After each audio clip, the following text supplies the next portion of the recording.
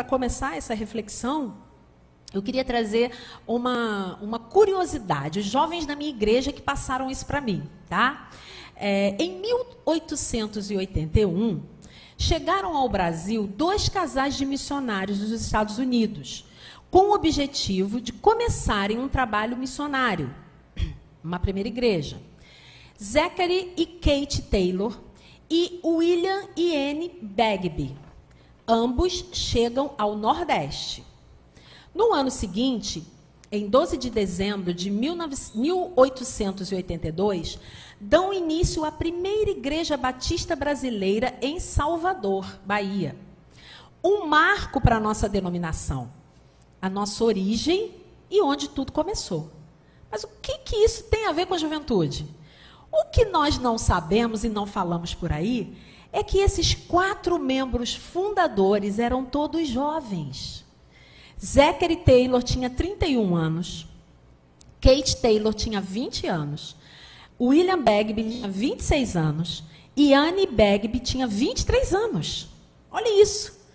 Nós, batistas brasileiros, começamos com 2 casais jovens, aqui no Nordeste, bem pertinho. E você, já ouviu falar do cantor cristão? Talvez os mais jovens nem tanto, né? Mas os mais velhos já. O cantor cristão marcou a nossa história, a história da nossa denominação e outras denominações no Brasil.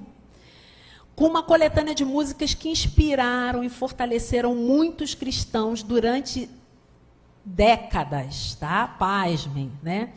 Ele tem uma estética musical excelente, com um bom gosto, de uma qualidade de música. É um hinário que marcou muitas gerações. Eu fui marcada pelo cantor cristão. Muitas músicas do cantor cristão estão aqui, ó, na minha mente. Pois bem, esse hinário foi criado também por um jovem de 24 anos, chamado Salomão Luiz Ginsburg. Ele também era missionário. Ele também foi responsável, olha só a influência desse homem, em fundar o primeiro seminário teológico batista da América Latina. Onde foi? Seminário Batista do Norte, localizado no Recife. Olha que as coisas acontecem aqui no Nordeste, né? Que coisa linda, né? Que coisa linda. Amém, né? Oh, o povo fervoroso aqui do Nordeste. Hoje a nossa juventude contribui muito, exponencialmente, para a missão da nossa denominação e para outras também, tá? Interdenominacionalmente nós somos conhecidos. E diversas formas. Na igreja local, como vocês viram aqui, os jovens cantando, servindo, dirigindo o culto, tocando, etc. Missionários, implantando igrejas, revitalizando igrejas, na educação, na música, nas artes e etc. Então, nós temos jovens relevantes que fazem a história, continuam fazendo a história, desde lá dos nossos primeiros casais de missionários, lá de 1882. Ainda hoje, jovens fazem a história e precisam continuar fazendo. Precisam continuar fazendo. Amém? Amém. Eu quero compartilhar com os irmãos hoje uma reflexão que vai estar baseado em alguns textos bíblicos, tá? Eu vou citar, vou ler, se você quiser pode ler e acompanhar, tá? Mas para a gente ser bem dinâmico, não vou parar para cada um procurar, mas eu vou citar e vou lendo, tá? E a gente vai falar sobre Bíblia, porque a Bíblia é um livro sobre mudanças, sobre transformações. E desde que o homem foi colocado na terra, tudo começou a mudar. A Bíblia é um livro que nos diz como mudar para que nós possamos nos tornar mais maduros. O jovem está na fase de transição, né? Ele está passando, e hoje é considerado juventude a partir de 12 anos. E cada vez mais o tempo está levando. Acho que até hoje, eu acredito que a Organização Mundial de Saúde, até os 40 anos, já considera uma pessoa, ainda considera uma pessoa jovem.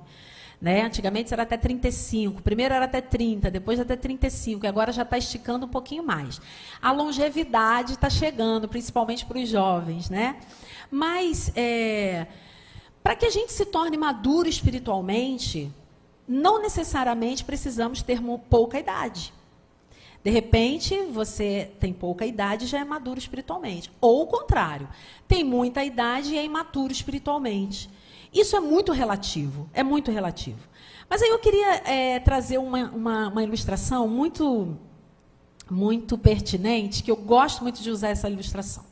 E eu tenho certeza que, lá no Rio não, mas aqui eu tenho certeza que todas as pessoas, aqui em Aracaju, todas as pessoas, quando compram um equipamento, como um celular, ou um computador, ou um outro equipamento, ou até mesmo um móvel, né?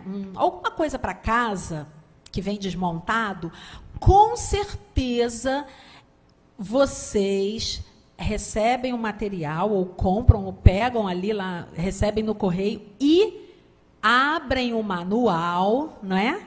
Lê tudo direitinho, depois liga o aparelho, não é? Com certeza, não é? Sim ou não? Só que não, né, gente? Só que não. Quem é que faz isso? Quem faz isso? Quem compra um celular?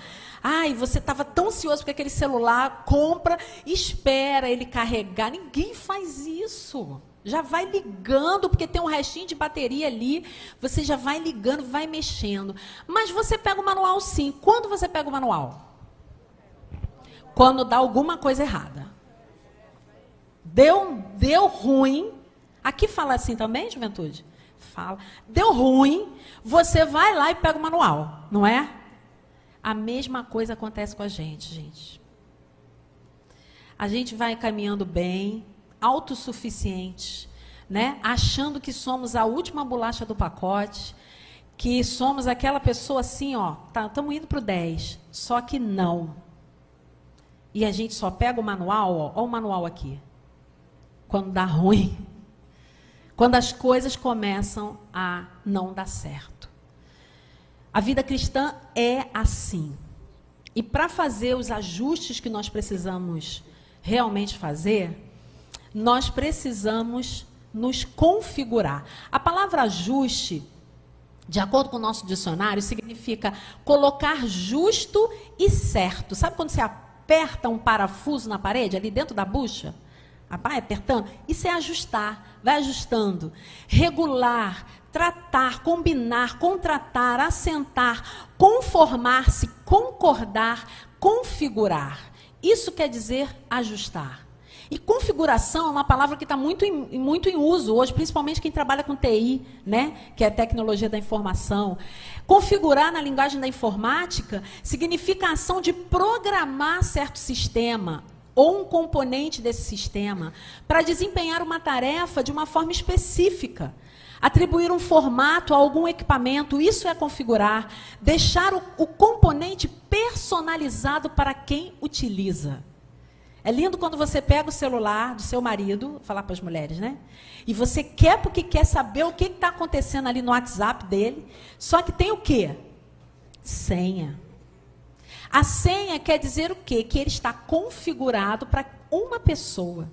Pode ser uma senha digital, pode ser uma senha facial, pode ser uma senha digitada. Não importa. Ele está configurado.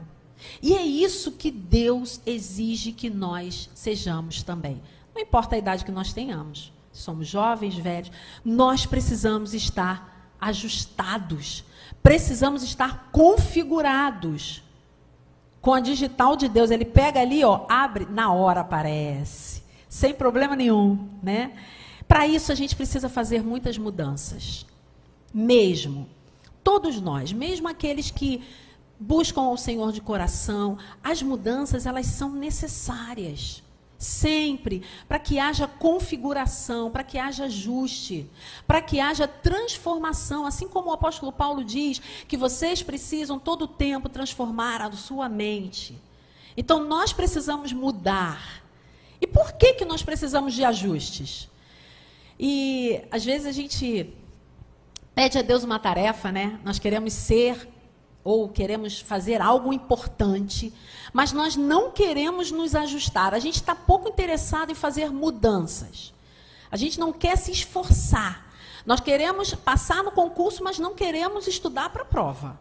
Essa é a verdade nossa, normal. Isso é normal para todo mundo, né?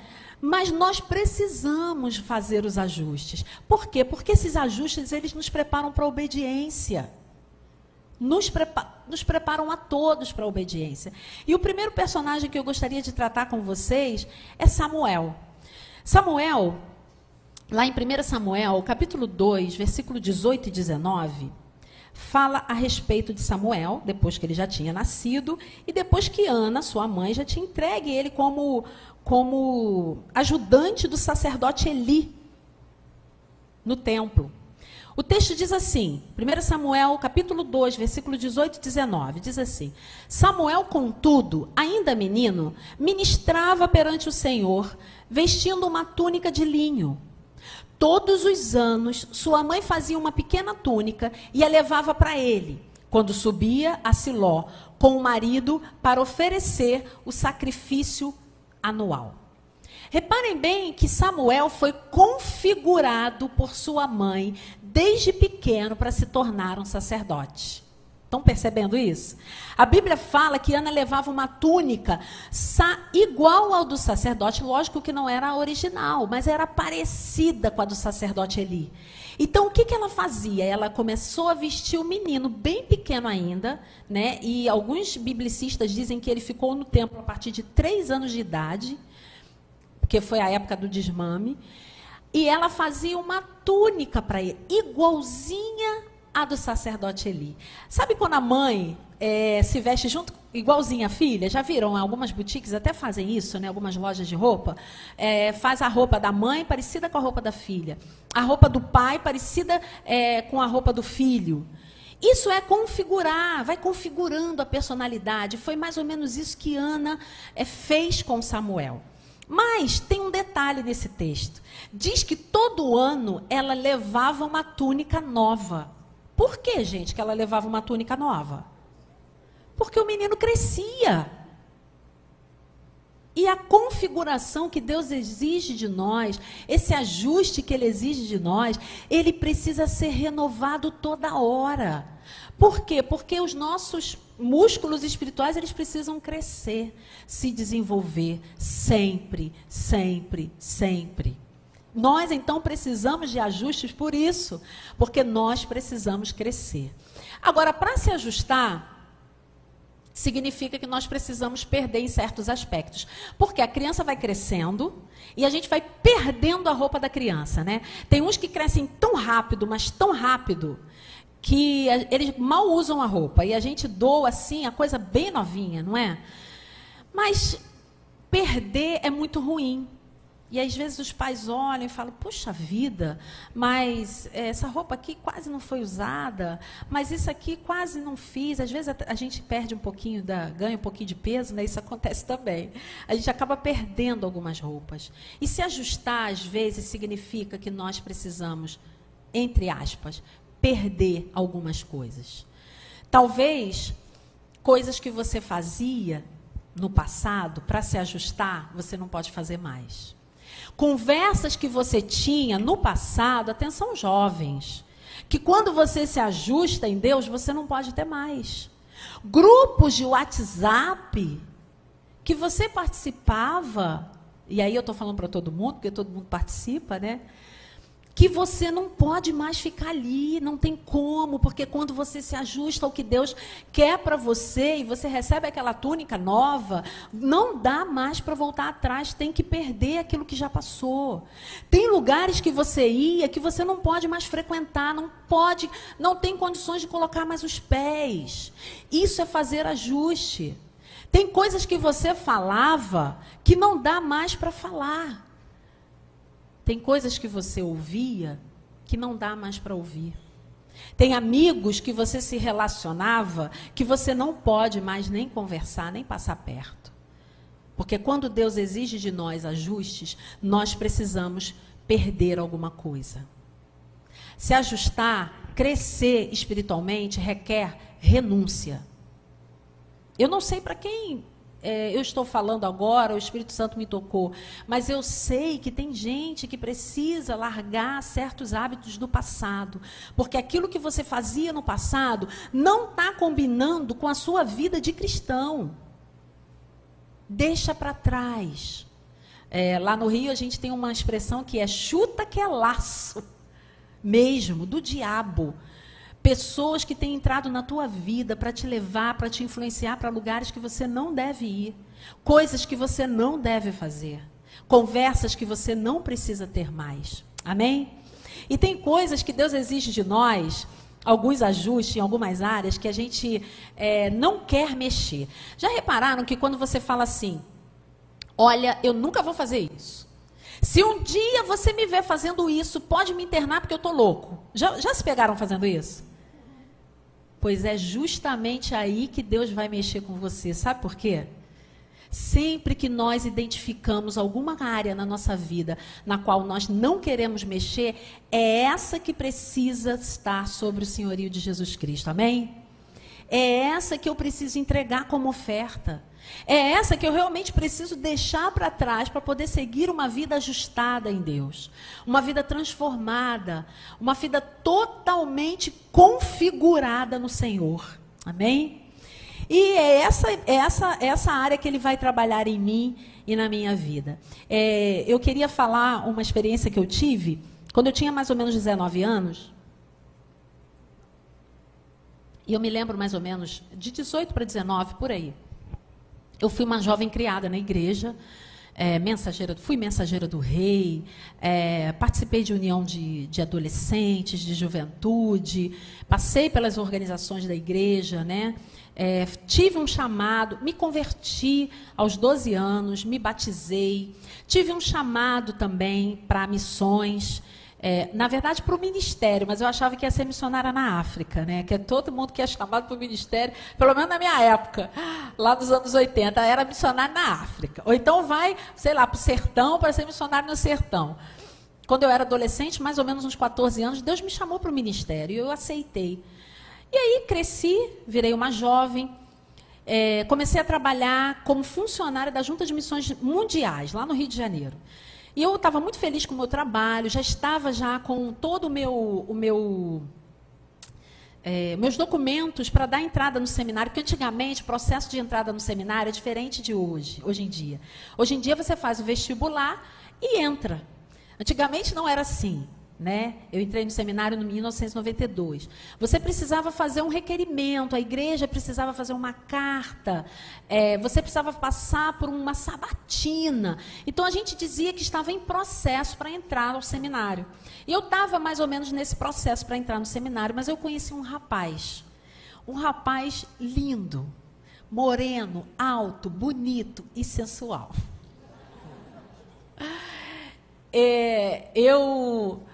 Eu conheci esse rapaz no ônibus. Ele morava no meu bairro. Ele era lutador de boxe. Imagine, né, meninas? Olha que galã. Era um gato, como diz lá no Rio. Quer dizer, os velhos dizem, né? Por favor. Que as meninas novas não falam isso mais. Nem sei o que falam. Mas, enfim. Eu fiquei apaixonada. Apaixonada. E aquele rapaz não era crente. Ele não era evangélico, não era crente, mas ele começou a frequentar a igreja, lógico, porque ficou interessado em mim. E começou a frequentar a igreja, e nós começamos a namorar. E o tempo todo Deus falava comigo, esse rapaz não está configurado para você. Esse rapaz não é o rapaz ideal para você.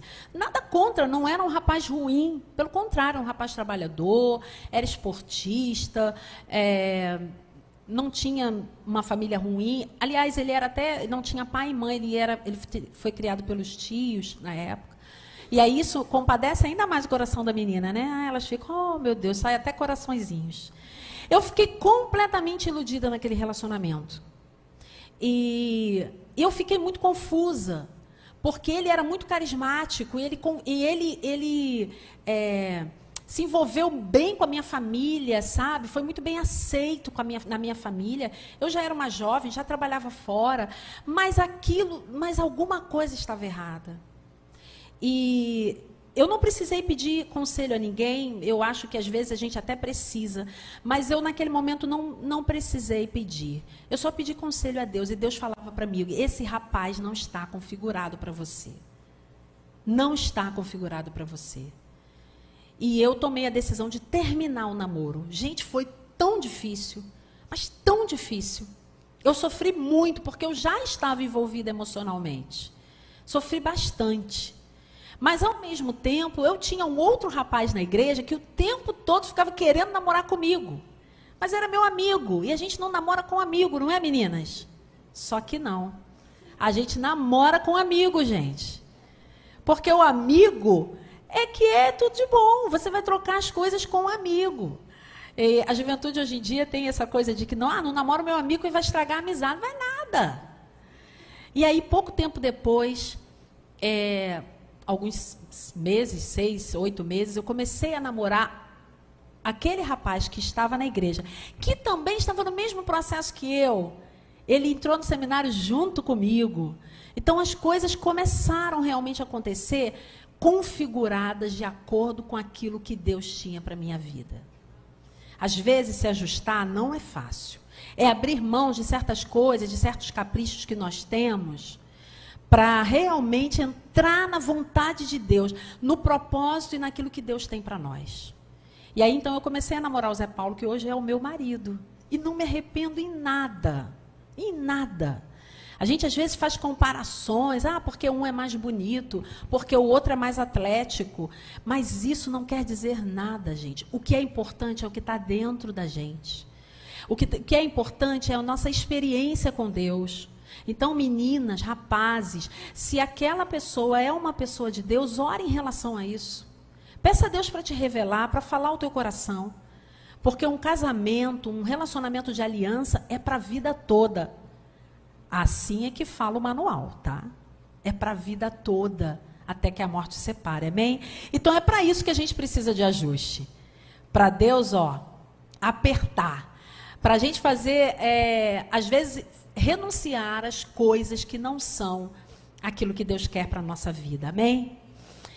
A segunda coisa que eu preciso aprender para fazer os ajustes é que o ajuste provoca dúvidas e provoca crise. João capítulo 20, versículos 24 a 28, conta um episódio de um homem que ficou conhecido por duvidar de Jesus e do seu poder. Quem foi esse homem? Tomé. O texto diz assim, ora, Tomé, um dos 12, chamado Dídimo, não estava com eles quando veio Jesus. Disseram-lhe, pois, os discípulos, vimos o Senhor, mas ele lhes disse, se eu não vir o sinal dos cravos em suas mãos, e não puser o meu dedo no lugar dos cravos, e não puser a minha mão no seu lado, de maneira nenhuma o crerei. E 8 dias depois estavam outra vez os seus discípulos dentro de uma casa, e com eles Tomé. Chegou Jesus, estando as portas fechadas, e apresentou-se no meio deles e disse, paz seja convosco. Depois disse a Tomé, põe aqui o teu dedo e vê as minhas mãos, e chega a tua mão e ponha no meu lado. E não sejas incrédulo, mas crente. E Tomé respondeu e lhe disse, Senhor meu e Deus meu. Esse texto relata a incredulidade de Tomé. Ele não acreditou quando Jesus apareceu pela primeira vez, vivo, no meio dos discípulos. Ele não estava ali, o texto é bem claro e diz que ele não estava com eles. Mas na segunda vez, 8 dias depois, Jesus apareceu novamente. E ele viu, ele estava junto. Esse texto quer dizer para nós que na nossa trajetória de se ajustar, nós vamos passar por dúvidas e vamos passar por crise. É normal. Todos nós, como cristãos, passamos por isso. Todos os jovens passam por crises e passam por dúvidas em relação à sua fé. Isso é normal. Não existe cristianismo sem conflito. Existe um momento que você pensa e diz assim, não, eu tenho que tomar uma posição. Ou eu aceito Jesus, ou eu não aceito Jesus. Isso é um conflito. Isso é um tipo de crise. E aí, esse conflito nos leva para uma maturidade espiritual. A crise nos dá a oportunidade de aprender, de amadurecer, de caminhar mesmo nas imperfeições. Tomé ele não queria uma experiência de segunda mão, né? A gente sempre quer uma experiência de primeira mão. Ah, eu não estava com vocês, eu não quero nem saber. Não vou acreditar, eu só vou acreditar, eu quero ver para crer. Eu quero realmente ver se Jesus apareceu. Ele foi autêntico. Ele duvidou, lógico, mas ele foi autêntico. Ele foi difícil de convencer. Ele estava ali, ó, na posição dele. E pode ser que as suas dúvidas, as suas crises estejam justamente porque você aprendeu a questionar o manual. Tomé questionou. Questionou a palavra dos discípulos. Pode ser que você esteja em dúvida, esteja em crise, porque você aprendeu, de alguma forma, a questionar o manual. Porque aqui no manual, as coisas não são politicamente corretas. Elas são a palavra de Deus. Tem algumas pessoas que me procuram e falam assim, mas isso está errado. Filho, desculpa. Está errado no seu ponto de vista. A palavra de Deus diz que é isso que acontece. Na verdade, os jovens, eles passam por essas dúvidas e por essas crises de uma forma muito mais intensa. E hoje nós temos um mundo, uma sociedade que realmente aperta a juventude. Os jovens, os adolescentes. E nós precisamos preparar essa juventude para o mundo. Porque quando eles chegarem lá no ensino médio, lá na faculdade, as coisas não são fáceis, gente. As crises vão acontecer, as dúvidas vão acontecer. E Tomé, quando ele passou por esse momento de dúvida, foi simplesmente porque ele estava no lugar errado e na hora errada. E às vezes nós nos deixamos levar para lugares errados em horas erradas. E a dúvida, o questionamento começa a passar sobre a nossa cabeça. A gente começa a ler aquele livro tal, daquele filósofo tal, que diz isso, isso e isso, sobre família. A gente começa a acreditar naquilo que os professores, filósofos e etc. estão falando por aí. E a gente para de olhar para aquilo que nós precisamos olhar, que é a palavra de Deus. Por isso que as dúvidas e as crises chegam, porque volta e meia nós não temos uma base. Nós não somos preparados adequadamente para sermos jogados em alguns lugares, em alguns ambientes. Mas eu venho aqui falar para você que se de alguma forma, alguma dúvida estiver passando aí na sua cabeça, não deixe de forma nenhuma ela descer para o seu coração. O dirigente do culto, Carlos, né? Carlos Júnior, disse aqui que ele pregou semana passada sobre uma palavra relacionada àquilo que não pode descer para o coração. Não deixe, meu jovem, que tudo aquilo que estão falando, aquilo que você ouve, desça para o seu coração. Deus é Senhor e Salvador da sua vida. Ele nunca, nunca vai te abandonar. Amém?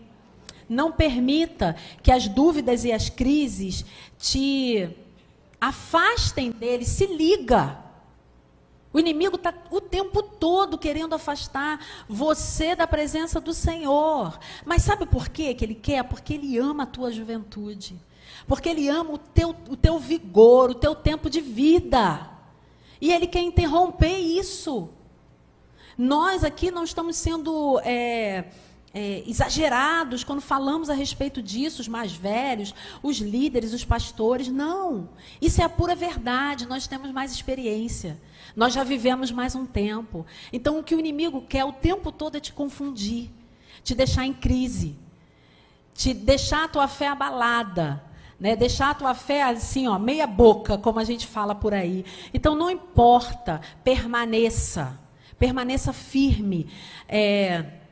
O termo crise, ele vem da palavra que significa decisão e posicionamento. A origem da palavra crise. Ou seja, nós precisamos decidir se nós vamos acreditar em Deus e se vamos realmente nos envolver com Ele. Porque ter Jesus como Salvador é legal, é ótimo, maravilhoso. Estou salvo, vou para o céu. Mas ter Jesus como Senhor tem que abrir mão de muita coisa. E nós precisamos ter os dois. Jesus como Senhor e Jesus como Salvador. Todos nós, não importa a idade que nós tenhamos. Então, se tem crise, é porque Deus está mexendo aí. É porque Ele está te chamando de alguma forma. É porque Ele está dizendo para você que o melhor é aceitar a Ele como Senhor e Salvador e fazer a melhor escolha da sua vida. No tempo que você está, com a idade que você tem. Porque se você se converte com 12, com 13, com 15, você tem uma vida inteira para dedicar ao Senhor. Você não vai errar se você fizer isso, eu tenho certeza. E uma coisa que eu falo sempre para os meus filhos, eu tenho 2 filhos, esqueci de apresentar, né? Eu tenho o Davi, de 23 anos, e a Isabel, de 18 anos. Eu falo sempre para eles que não existe religião herdada. Não dá para eu passar a minha fé para eles. Eu não posso dizer para Jesus, Jesus, por favor, quando o Senhor vier me buscar, pega o Davi também, leva a Isabel também. Não, não posso. Cada um escolhe por si mesmo. Essa escolha é individual. Então, não perca tempo. Comece a servir o Senhor hoje. De repente, você já aceitou Jesus como seu Salvador, mas você não se envolve com Ele. Você não quer abrir mão de coisas que estão aí, ó, te chamando o tempo todo. Não vale a pena. Quando eu era adolescente, outra história de adolescente, tá, gente? Eu tive uma adolescência intensa, mesmo dentro da igreja. Eu fui muito feliz enquanto eu era adolescente. Não fico presa ao passado, não, tá? Mas eu gosto de relembrar algumas experiências. E, uma época, eu tinha minhas amigas da igreja e tinha as minhas amigas da rua, né? Do bairro. E eu fui criada num bairro do subúrbio do Rio de Janeiro. E quando fiz algumas amizades, né? Uma vez meu pai me chamou. Meu pai era muito de conversa. Ele não batia, ele não botava de castigo, mas ele conversava muito. E ele uma vez me chamou, eu tinha mais ou menos uns 14 anos, e ele falou, eu estava andando, me relacionando com algumas meninas do bairro. Eram minhas amigas. E ele me chamou e ele falou assim para mim, essas meninas não são boas amizades para você. Você não vai conseguir conciliar a sua fé com essas amizades. E aí o que eu achei? Eu achei que meu pai era um chato, que ele não tinha nada que falar aquilo, que ele não sabia de nada. Foi isso que eu pensei na hora, gente. Porque o adolescente pensa isso mesmo. E eu falei, que nada. E aí eu falei, pai, eu vou na casa de tal fulana. E aí eu saí. E eu me lembro que era uma tarde muito quente no Rio. Lá é muito calor também, né? E era uma tarde, mais ou menos umas 2, 3 horas da tarde. Eu fui para a casa de uma delas, onde a gente se reunia para conversar, para falar bobagem, para ouvir música, e etc, etc. Coisas que meninas fazem quando estão juntas, né? E uma delas, a gente estava naquele trelelê de conversa, uma delas falou assim, você já sabe da novidade, Maura? Eu falei, não. Tá tudo bem? O que aconteceu? Aí falou o nome de uma das meninas e falou, a fulana está grávida. Ela tinha 16 anos, essa minha amiga. Quando ela falou isso, a voz do meu pai veio no meu ouvido na mesma hora. Mas foi instantâneo, eu me lembro como se fosse hoje, tem um tempinho. Eu me lembro como se fosse hoje. E aí veio no meu coração assim, se eu continuar andando com essas meninas, eu vou ficar grávida também.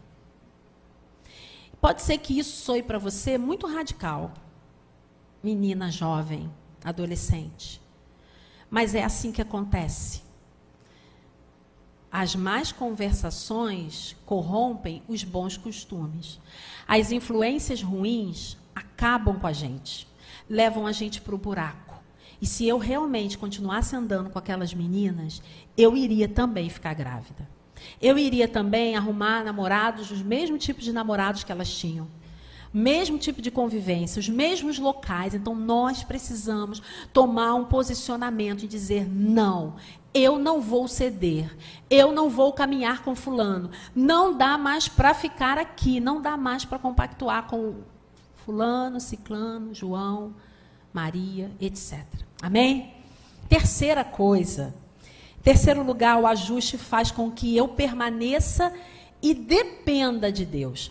João capítulo 15, versículos 4 e 5.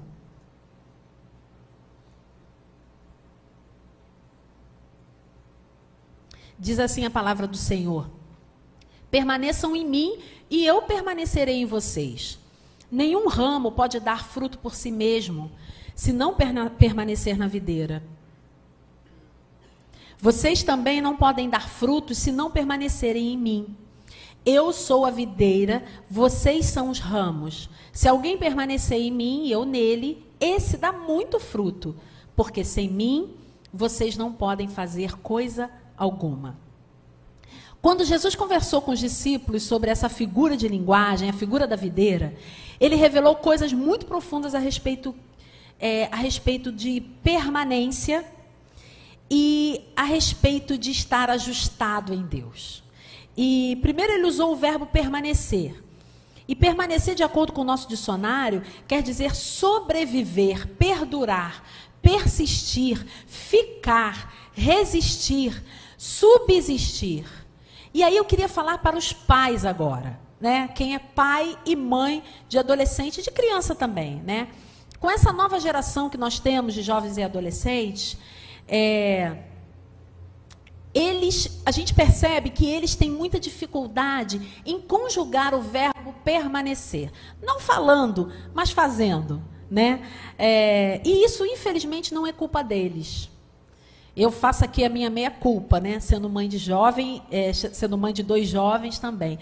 É porque nós, na verdade, facilitamos muito a vida deles. Demais. Como eu falei para vocês, eu cresci num bairro pobre, do subúrbio do Rio, uma família numerosa. Eu sou a caçula de 5 irmãs, somos 6 mulheres.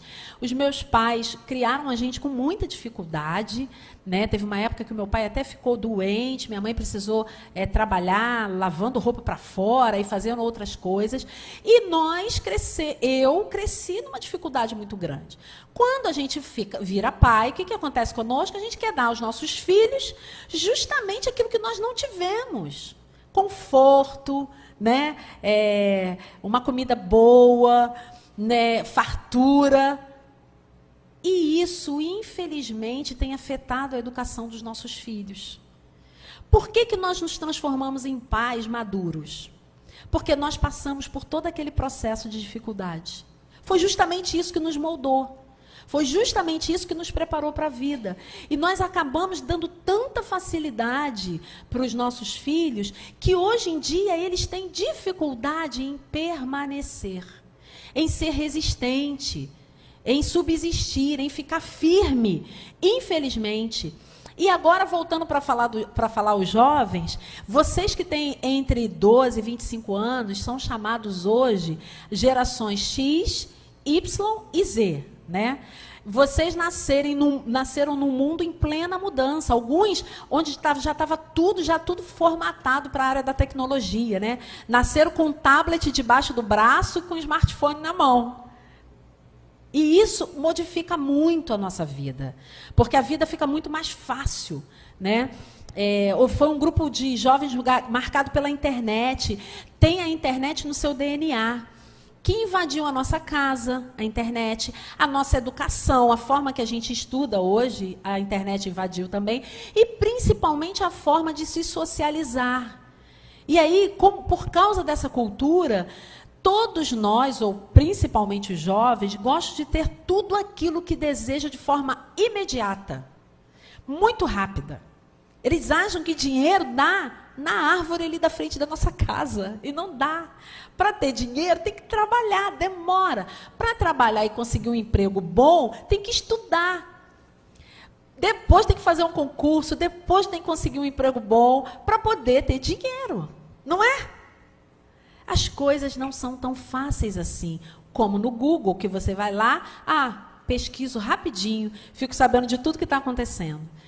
E isso, infelizmente, influencia no relacionamento deles com Deus, no relacionamento de vocês com Deus, porque vocês não conseguem permanecer. Quando a coisa fica muito difícil, quando a letra da Bíblia está muito pequena, quando as palavras eu não consigo entender bem, não consigo, não quero, não, deixa para lá, não dá, é muito para mim, é difícil.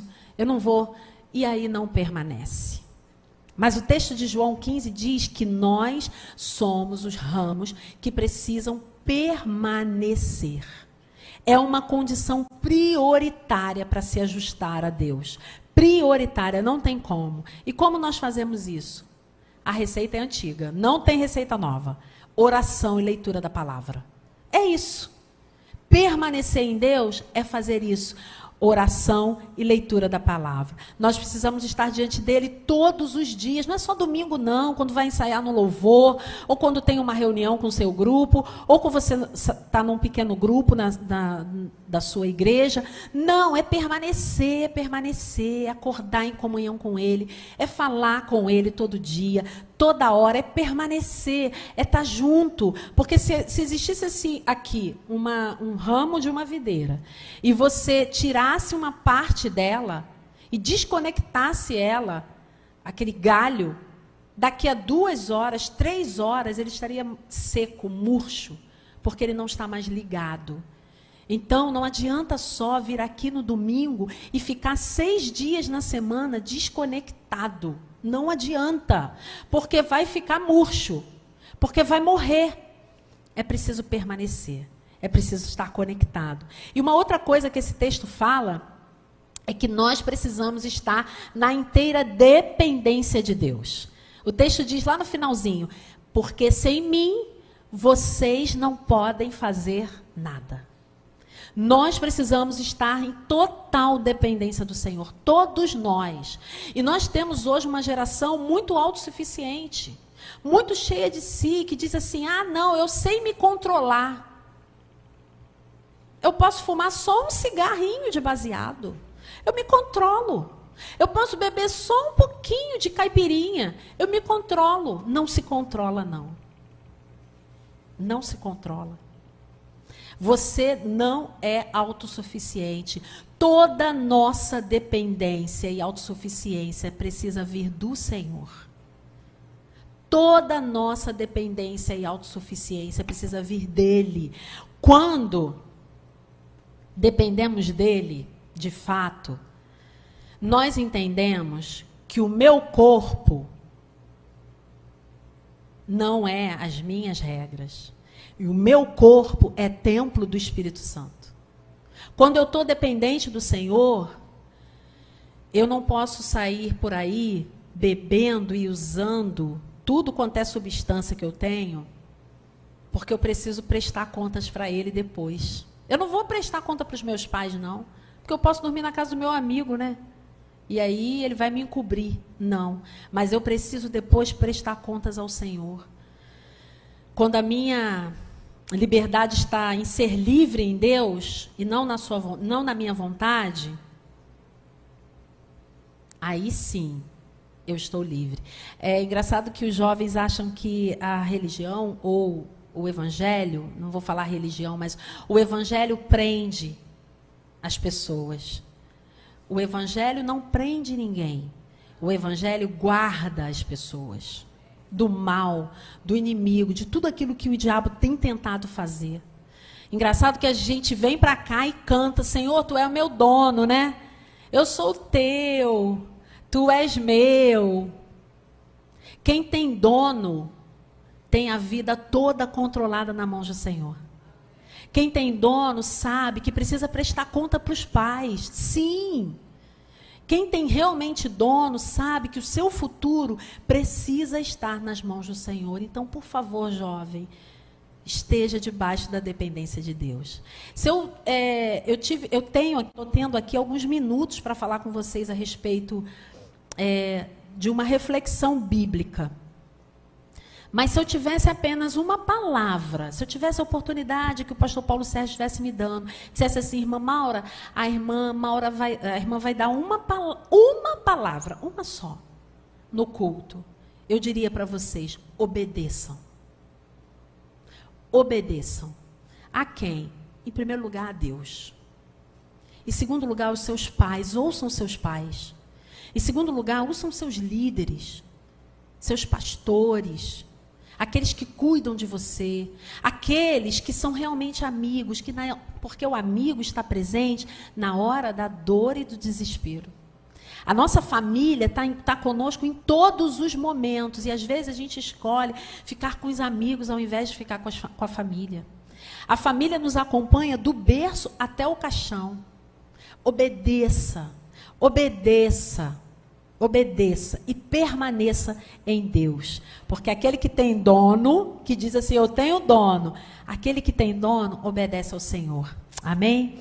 E para encerrar, eu comecei a falar dessa reflexão, falando de alguns jovens que nos abençoaram, né? Logo no início, quando os batistas chegaram aqui. E eu quero encerrar falando de uma jovem da Bíblia.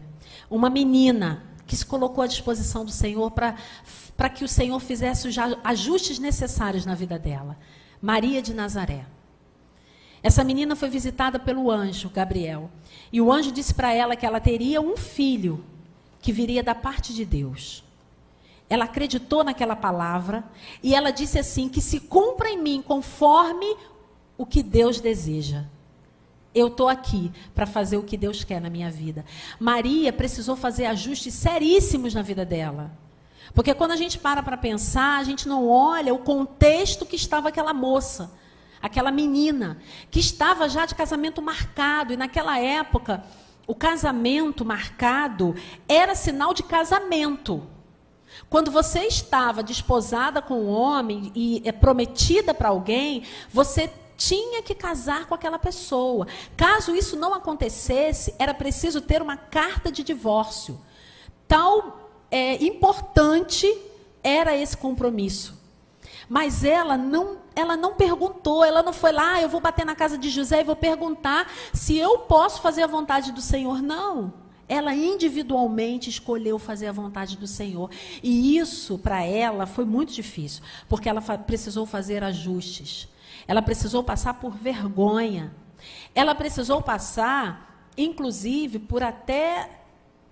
poderia ter acontecido até mesmo a morte. Porque naquela época era o que acontecia com as mulheres adúlteras. E se ela aparecesse grávida sem ser casada, ela poderia ser apedrejada. Mas Deus fez as coisas tão bem feitas. Trabalhou no coração de José. José acolheu aquela menina. E eles então puderam consumar o casamento no papel para que aquele menino, aquela criança nascesse, que é o nosso Salvador. Talvez Deus esteja pedindo coisas para você que não são tão sérias, nem são tão hoje, né? São coisas pequenas, não tão grandes como ele pediu para Maria, sacrifícios pequenos, apenas para você deixar uma má companhia, apenas para você obedecer aos seus pais, apenas para você deixar um vício, apenas para você parar de ouvir aquelas ideologias que não vai levar você a lugar nenhum. Porque aquilo só funciona na teoria, não funciona na prática. Ouça o que eu estou dizendo para você. Então, Deus tem muitas coisas boas para fazer na tua vida, jovem. Só que você precisa se colocar à disposição, assim como Maria também se colocou à disposição. Amém? Por que eu preciso de ajustes? Por que os ajustes eles vão dar? Quando os ajustes chegarem, eu vou precisar passar por dúvidas e por crises. Simplesmente porque eu preciso permanecer no Senhor. Simplesmente porque eu preciso obedecer. E essa é a palavra da noite. Obedeça. Obedeça. Não importa. Não importa o que Deus esteja te pedindo. Se Ele está te pedindo, Ele sabe o que é melhor para você. Faça. Vá com os olhos vendados. Sem medo. Sabe por quê? Porque o Senhor já está lá no futuro. Ele sabe de tudo. Ele sabe qual é o melhor, qual é a melhor escolha, qual é o melhor caminho. Aquilo que você precisa escolher, que vai fazer de você realmente um servo, uma serva, que vai olhar depois para trás e vai dizer, poxa vida, eu fiz boas escolhas.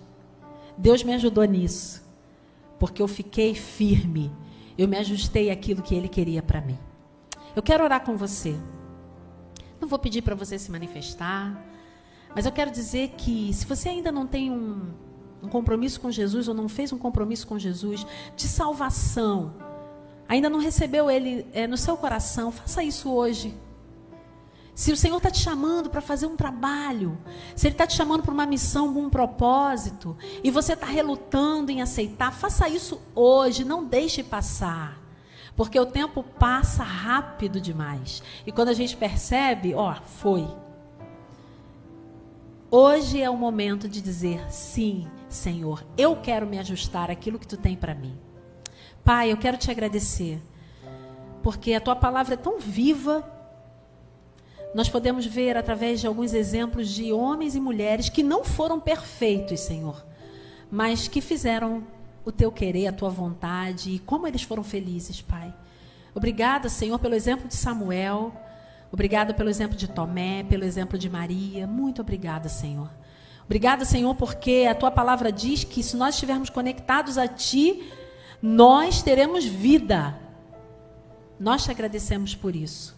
E queremos nessa hora, Senhor, entregar as nossas vidas nas Tuas mãos. E se por um acaso alguém aqui, algum jovem, adulto, adolescente, ainda não entregou a sua vida a Ti, que faça isso agora. Pode ser que em seu coração Tu esteja falando há algum tempo, mas eu quero Te pedir que hoje, Pai, haja salvação. Quero Te pedir também, Senhor, que aqueles que de alguma forma têm relutado com um chamado, com algo específico, Senhor, que Tu tem para eles, que hoje também seja um momento de aceitar, Pai. Eu quero Te pedir, Senhor, em nome de Jesus, que toda dúvida, toda crise ideológica, filosófica, Senhor, que esteja na mente, no coração dos nossos jovens, que caia por terra agora, Senhor. Que o inimigo não tenha nenhum tipo de influência na vida deles, Senhor. Eu repreendo toda influência negativa, toda má companhia, Senhor. Todo tipo de conversa que não procedem para os filhos e filhas do Senhor. E quero Te pedir em nome de Jesus que eles possam se libertar disso hoje, Pai. E fazer desse dia um marco na vida deles. Entendendo, Senhor, que Tu tens o melhor para cada um. Obrigada, Deus, pelo culto. Obrigado por tudo aquilo que Tu tem falado conosco até aqui. Em nome de Jesus, nós Te agradecemos. Amém. Amém. Deus abençoe os irmãos.